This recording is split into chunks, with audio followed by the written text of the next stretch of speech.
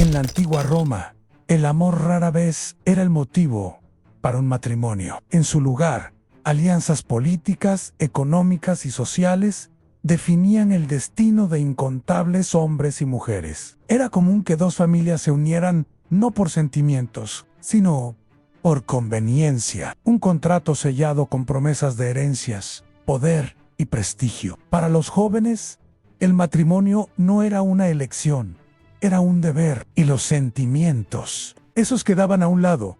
Imagina a un chico de apenas 14 años siendo prometido a una mujer mucho mayor. O al contrario, solo para unir propiedades.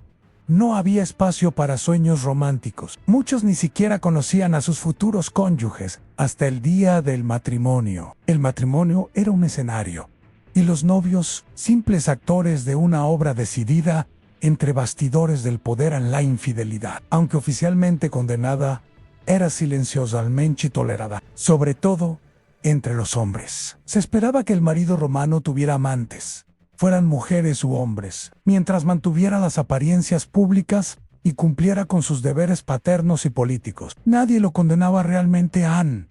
Para las mujeres, la balanza pesaba diferente. La esposa que se atrevía a traicionar corría el riesgo de perderlo todo. Anne, desde sus hijos hasta su propia libertad. El adulterio femenino era un crimen. El masculino, un capricho socialmente aceptado, siempre que no involucrara a la esposa de otro ciudadano romano. Anne, y en ese juego desigual surgían los amantes. Muchos de estos eran jóvenes de belleza delicada, cuidadosamente elegidos para satisfacer los deseos de los poderosos. Estos muchachos, llamados puer delicatus, no tenían derecho a decir no. No eran esposos, pero tampoco eran exactamente amantes en el sentido emocional. Eran propiedades vivas, símbolos de estatus, objetos de deseo, en los lujosos salones de mármol. Entre el aroma de vino y perfumes raros, estos concubinos circulaban como piezas decorativas. La nobleza los exhibía como trofeos de belleza y sumisión. Un joven de ojos grandes y cuerpo frágil podía ser el centro de atención durante algunos meses, hasta que apareciera el siguiente.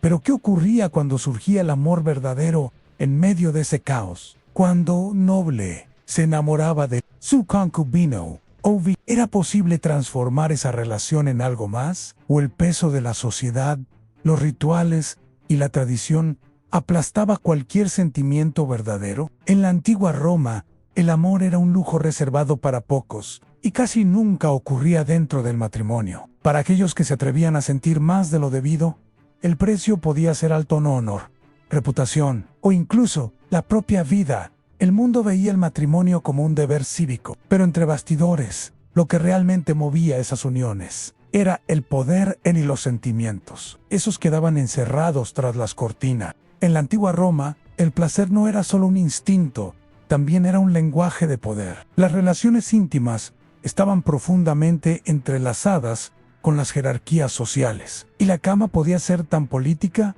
como el Senado en el ciudadano romano. Era incentivada a dominar en todos sus sentidos. Ser el activo en una relación sexual no era solo una elección personal, era una marca de estatus. El pasivo, ese ocupaba el lugar de la sumisión, de la debilidad, y por eso solo era aceptable si era esclavizado, muy joven o extranjero. Dos hombres adultos y ciudadanos libres relacionándose, un escándalo, a menos que uno de ellos ocupara el papel sumiso y marginado. Y casi siempre, ese alguien era el concubino masculino. En estos jóvenes, llamados muchas veces concubini, eran cuidadosamente seleccionados por su apariencia frágil, su juventud y docilidad. No importaba si eran esclavos o libertos, su función era clara: agradar, obedecer, callar. Su existencia giraba en torno al placer de otro. La diferencia entre deseo y abuso, entre afecto y humillación, era muchas veces imperceptible. Alfen, why Alsabo, quien tenía el poder también decidía lo que era aceptable o no.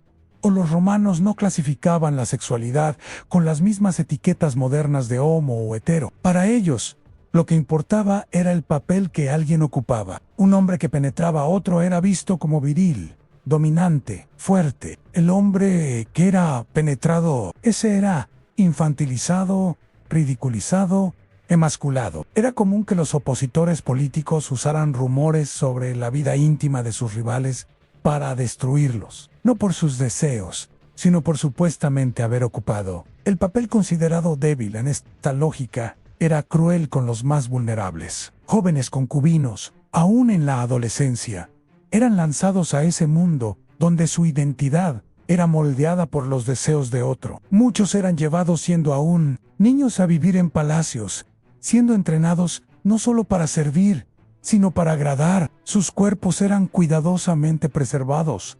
A veces se les prohibía trabajar, exponerse al sol, practicar deportes, todo para mantener una imagen de pureza y delicadeza. Y, por más que algunos emperadores afirmaran amar a estos muchachos, el desequilibrio entre ellos era abrumador. ¿Cómo puede haber amor cuando uno lo elige todo y el otro no puede elegir nada? Detrás de los muros de mármol y de las orgías legendarias que tanto les gustaba registrar a los cronistas, existían vidas frágiles, vidas que dependían de una mirada favorable, de una caricia no violenta, de una noche en la que el silencio del miedo fuera sustituido, aunque fuera brevemente, por un gesto de afecto genuino.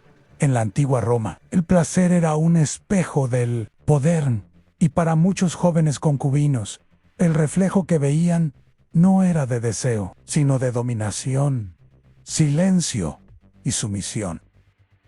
En la vasta maquinaria social de la antigua Roma, donde todo tenía un valor calculado, desde el oro hasta la sangre, existía una figura que caminaba silenciosamente por los pasillos de lujo, y la vulnerabilidad, el concubino masculino. Muchos de ellos eran conocidos como puer delicatus, expresión que podría traducirse como niño delicado. Un título bonito, casi poético, pero detrás de ese nombre había una realidad brutal en estos jóvenes.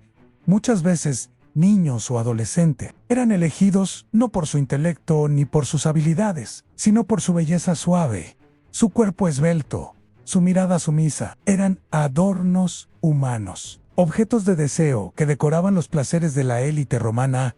No eran exactamente esclavos, aunque muchos hubieran sido comprados como tales, y tampoco eran compañeros en igualdad de condiciones. Estaban atrapados en un limbo.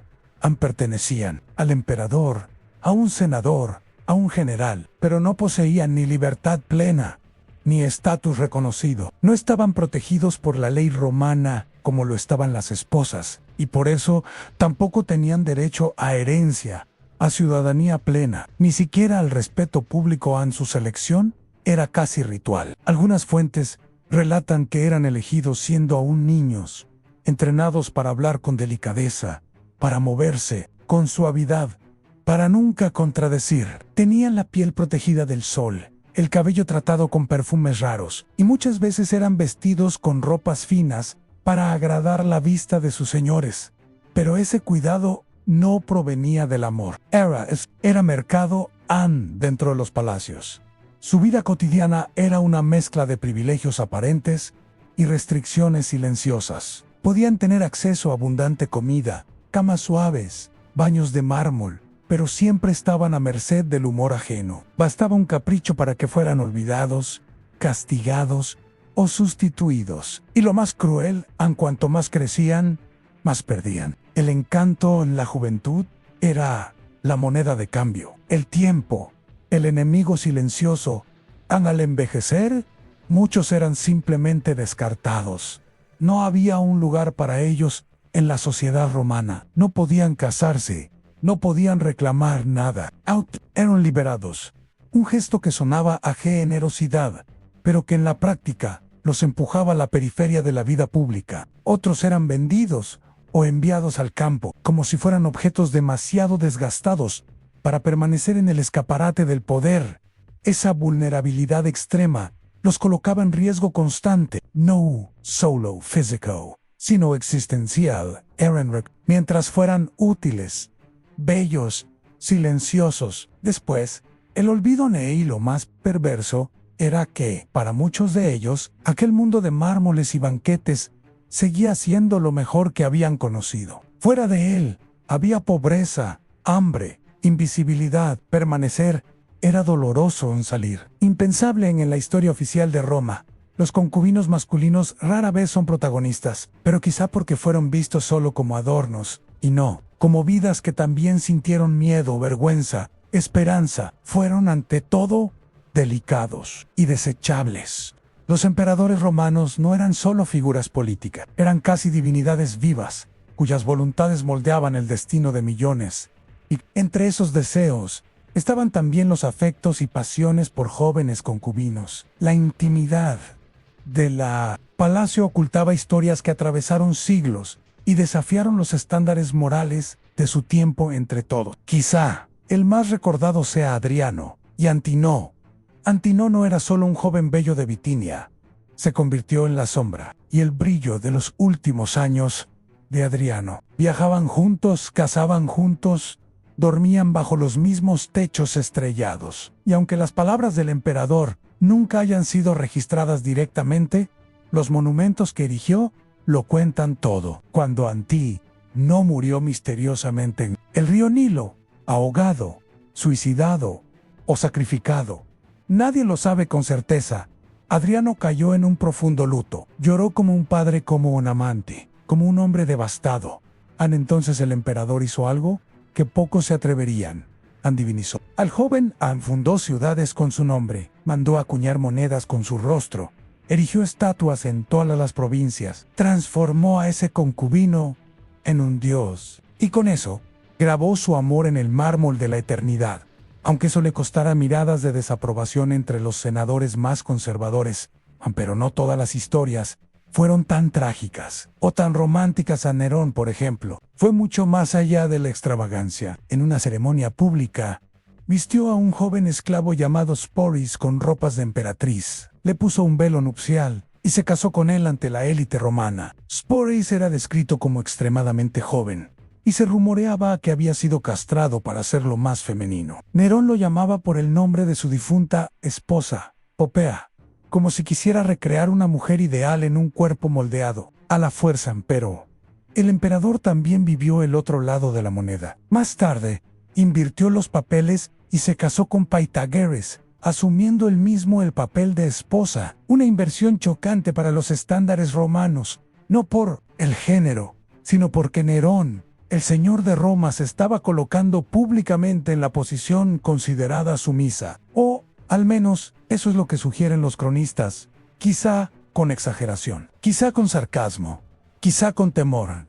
Y está también Tiberio, cuya vejez estuvo marcada por un retiro en Capri, envuelto en sombras y rumores. Historiadores antiguos, especialmente Suetonio, relataron que mantenía decenas de jóvenes en su isla, entrenados para satisfacer todos sus deseos, un relato que mezcla decadencia, abuso y lujuria. Pero, ¿hasta qué punto son reales estas historias? ¿O serían una construcción política para manchar su imagen? Lo que se sabe con certeza es que dentro de los palacios imperiales, esos jóvenes concubinos no eran solo objetos de deseo, eran piezas en un juego donde placer, imagen y poder estaban entrelazados. Algunos fueron adorados, otros usados, y todos, de alguna manera, absorbidos por el aura insaciable del imperio, eran los favoritos. Pero en Roma, hasta el favorito vivía bajo el peso de una sola condición: ser deseado,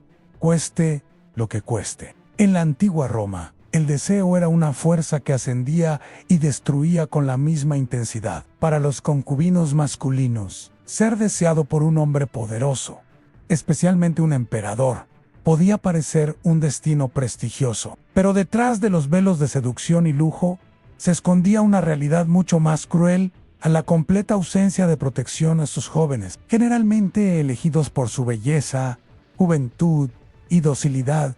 Eran muchas veces esclavos o libertos, sin vínculos familiares ni derechos legales. La relación con sus señores estaba marcada por la más absoluta asimetría. Podían ser amados, exaltados, transformados en símbolos, pero también descartados como objetos gastados por el tiempo en muchos casos. Estos concubinos eran castrados desde jóvenes, una práctica brutal que buscaba preservar su apariencia juvenil y sumisión. La castration edemas de sufrimiento físico y psicológico. Sellaba el destino de estos muchachos en jamás podrían formar una familia. Tener ni siquiera soñar con una vida fuera de la sombra del Señor que los dominaba han. Y había algo aún más perverso en la fragilidad del afecto imperial porque en Roma todo era efímero. Un concubino que caía en desgracia por envejecer, enfermar o simplemente dejar de agradar podía ser despedido sin ninguna explicación. Algunos eran reasignados a funciones menores, otros desaparecían sin dejar rastro y, en casos extremos, podían incluso ser ejecutados bajo el pretexto de traición, conspiración o blasfemia. Ni siquiera los más favorecidos estaban a salvo. Sporus, por ejemplo, aquel con quien Nerón se casó públicamente, fue entregado a otro general tras la muerte del emperador. Pasó de mano en mano como un trofeo humillante, y cuando se dio cuenta de que sería sometido a una escenificación pública de violación y ejecución, prefirió quitarse la vida. Un final trágico para alguien que, años antes, había llevado una corona de emperatriz en la violencia. Tampoco era rara. Fuentes históricas mencionan abusos físicos, castigos severos por insubordinación e incluso prácticas sexuales degradantes impuestas a estos jóvenes. Y lo más devastador es que no tenían a quién recurrir. La ley romana estaba construida para proteger al dominador, nunca al dominado. Con el paso de los años, a medida que su juventud desaparecía, muchos de estos concubinos caían en el anonimato. Algunos intentaban rehacer su vida como actores, músicos o sirvientes, pero la mayoría era olvidada, como si su existencia solo tuviera valor mientras encantaban los ojos del poder. Detrás de los palacios dorados había silencio, el silencio, de cuerpos marcados por el placer ajeno, por la ausencia de voz, por una juventud nunca vivida solo y utilizada.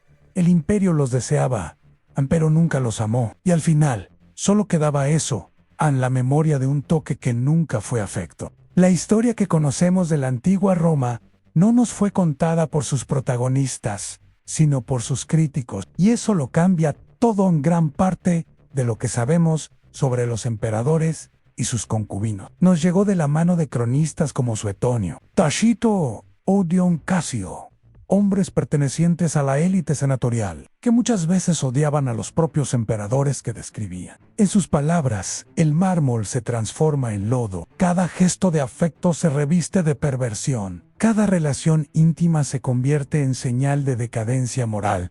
¿Pero será que todo lo que nos contaron fue verdad? Al mirar relatos como el de Tiberio en Capri, rodeado de jóvenes enseñados a satisfacer sus deseos de formas grotescas, es imposible no sentir repulsión. Pero también es necesario preguntarse, ¿son estos relatos pruebas históricas o simplemente veneno político? En Roma, manchar la reputación de un emperador era una forma sutil de asesinato moral. Decir que un hombre poderoso actuaba como mujer, en el sentido pasivo de las relaciones sexuales, era más que una ofensa, era un intento de destruir su autoridad, y la sexualidad era el campo más fértil para ese tipo de ataque. Por eso, muchos historiadores modernos miran con desconfianza estas descripciones. Sabemos, por ejemplo, que las prácticas homoafectivas eran comunes en Roma, pero el problema, según los estándares de la época, no era el género del compañero, sino el papel desempeñado en la relación. El hombre romano que tomaba la posición activa era tolerado, pero el que se dejaba penetrar, incluso siendo emperador, era considerado débil, indigno en ese escenario. La exageración era un arma así. Es posible que gran parte de lo que se escribió sobre Nerón castrando a Sporus o Tiberio rodeado de niños desnudos haya sido, como mínimo, hipérbole intencionada, un teatro de horrores diseñado para justificar la caída de esos líderes o reforzar la moralidad decadente del imperio. Pero eso no significa que los abusos no ocurrieran. Significa solo que, en muchos casos, es imposible distinguir el hecho de la invención. Y en esa niebla, los concubinos desaparecen, no como personas reales, sino como fantasmas manipulados por intereses más grandes que ellos mismos. Al final, la verdad sobre estos jóvenes está atrapada entre columnas rotas y pergaminos sesgados. Fueron víctimas, fueron cómplices, fueron amados o solo utilizados como marco para el poder. Nunca lo sabremos por completo. A lo que sí sabemos es que el cuerpo de estos jóvenes, su belleza, su silencio, su fragilidad se convirtió en el espejo donde la élite romana proyectó tanto deseo como desprecio. Fueron transformados en símbolos, mitos, advertencias y desaparecieron de la historia sin siquiera haber contado su propia versión.